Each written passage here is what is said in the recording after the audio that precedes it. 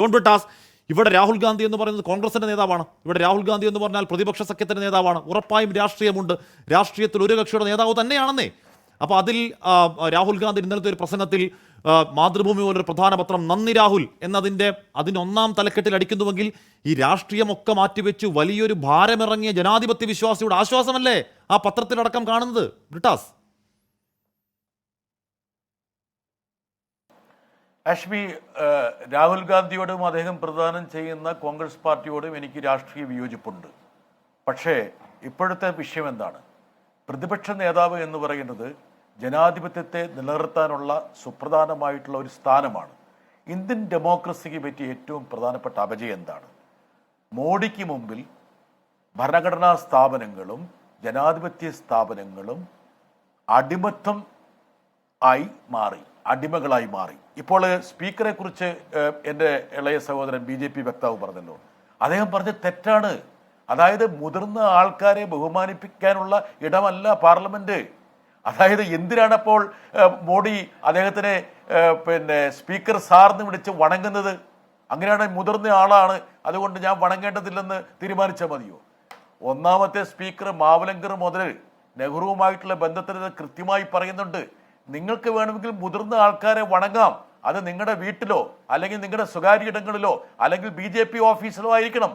ഉദാഹരണം പറഞ്ഞാൽ രാഹുൽ ഗാന്ധിയുടെ പ്രസംഗത്തിലെ അല്ലെങ്കിൽ ഞാൻ ഉൾപ്പെടെയുള്ള പ്രതിപക്ഷങ്ങളുടെ പ്രസംഗത്തിലെ പ്രധാനപ്പെട്ട കാതലായ ഭാഗങ്ങൾ എക്സ്പെഞ്ച് ചെയ്യുന്ന നിങ്ങൾ ഒരു വരിയെങ്കിലും അൺപാർലമെന്ററി ആണെന്ന് ഞാൻ ചൂണ്ടിക്കാണിച്ചിട്ടും ഒരു വരിയെങ്കിലും ഒരു വാക്കെങ്കിലും പ്രധാനമന്ത്രിയുടെ പ്രസംഗത്തിൽ നിന്ന് എടുത്തു കളയാനുള്ള തന്റെ ഇടം സ്പീക്കർക്കുണ്ടോ? അതാണ് ഞാൻ പറയുന്നത്. ഈ പറയുന്ന ഭരണഘടനാ സ്ഥാപനങ്ങൾ സർവേയിലാകുന്നതാണ് ഇന്ത്യൻ ഡെമോക്രസിയുടെ ഏറ്റവും പ്രധാനപ്പെട്ട പ്രതിസന്ധി. ഇനി അദ്ദേഹം പറഞ്ഞതിലേക്ക് വരാം. രാഹുൽ ഗാന്ധിയുടെ പ്രസംഗത്തിൽ അഗ്നിവീറിനെ കുറിച്ച് പറയുമ്പോൾ തന്നെ അദ്ദേഹം പറഞ്ഞു, രാജ്നാഥ് സിംഗ് പറയുന്നതിൽ ശരിയുണ്ടെങ്കിൽ ആ ശരിയെ ഞാൻ അംഗീകരിക്കുന്നു എന്ന് പറയുന്നു. MSPയെ കുറിച്ച് പറഞ്ഞത് അത് ഞാൻ കൃത്യമായി പറയാം. അദ്ദേഹം വീണ്ടും പറഞ്ഞു ലീഗൽ ഗ്യാരണ്ടിയുടെ പ്രശ്നമാണെന്നുള്ളത്. ഇനി ഇന്നത്തെ അദ്ദേഹത്തിന്റെ പ്രസംഗം, ഈ ഉത്തരേന്ത്യയിൽ ഒരു കാര്യമുണ്ട്, എന്തെങ്കിലും ബുദ്ധിപരമായി പറയുന്ന ചെറുപ്പക്കാരെ അടിച്ചിരുത്താൻ വേണ്ടിയിട്ട് ഈ മുതിർന്ന ആൾക്കാർ, ഇൻവെർട്ടർ കോമ കിളവന്മാർ അല്ലെങ്കിൽ ആ ഒരു സിൻഡ്രമുള്ള ആൾക്കാർ ഏത്തോ ബച്ചാഹെ എന്ന് പറയും. എന്നുവെച്ചാൽ കുഞ്ഞല്ലേ, കുട്ടിയല്ലേ എന്ന്. അതായത് ആശയങ്ങളെ തിരസ്കരിക്കാൻ വേണ്ടി ഇതുപോലുള്ള പദപ്രയോഗങ്ങളുണ്ട്. അതുകൊണ്ടാണ് അദ്ദേഹം ഇന്നത്തെ പ്രസംഗത്തിൽ ബാലബുദ്ധി എന്ന് മാത്രമല്ല, അദ്ദേഹം ഷോലയിലെ ഡയലോഗൊക്കെ പറഞ്ഞിട്ട് ബെന്ററി ചലഞ്ചിന്റെ വാക്കുകളൊക്കെ അദ്ദേഹം ഉപയോഗിച്ചു. ഇതൊക്കെ യഥാർത്ഥത്തിൽ പാർലമെന്ററി വാക്കുകളാണോ?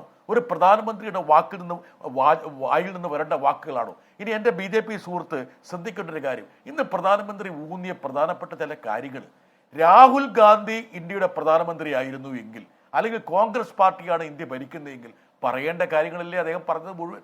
ഇനി സഖ്യകക്ഷികളെ കുറിച്ച് അദ്ദേഹം പറഞ്ഞു. യഥാർത്ഥത്തിൽ രണ്ട് സഖ്യകക്ഷികളെ ഊന്നുപടികളായിട്ട് ഭരിക്കുന്ന ഒരു പ്രധാനമന്ത്രിയാണ് സഖ്യകക്ഷികളെ കുറിച്ച് പറയുന്നത്. ഞാൻ ഒരു ചെറിയൊരു കാര്യം, അതായത് ഇന്നത്തെ ഏറ്റവും പ്രധാനപ്പെട്ട സഖ്യകക്ഷി BJPയുടെ ചന്ദ്രബാബു നായിഡു, അദ്ദേഹം ഏതാനും വർഷം മുമ്പ് പറഞ്ഞ എന്താണ്?